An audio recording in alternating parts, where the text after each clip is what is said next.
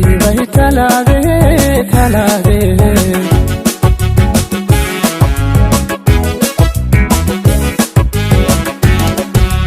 دولك وعند المدق باهان هذا بدينها كتجيا بدي لننتيو ودي تلاذي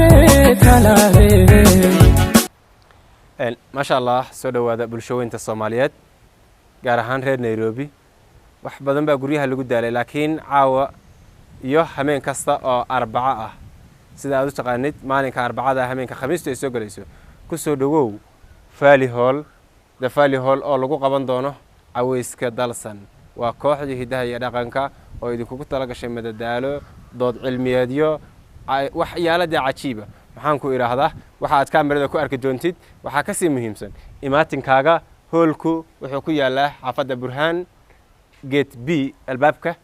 gate B buu ku yaalaa waa the Valley Hall qof walba magaalada joogayo wuu garanaya gacmo furan ku soo dhawow nagala qayb qaado showgaas iyo hameenkaaga waana toddobaadle iyo mar walba wad ka heli doontid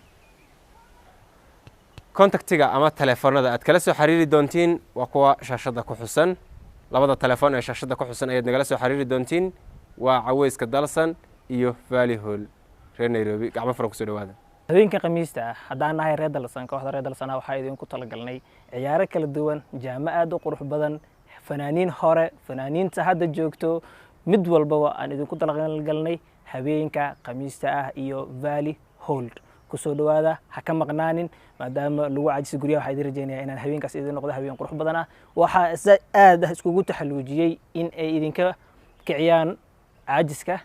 kooxda reer dalsan haddaan reer dalsanahay waxaan dhaxdo xiranay inaan bulshadeena qancino hadduu Ilaahay ma yadin habeenka Khamiista ayaa lagu waanin iyo Valley Hall iyo ciyaaro kala duwan iyo jaano cusub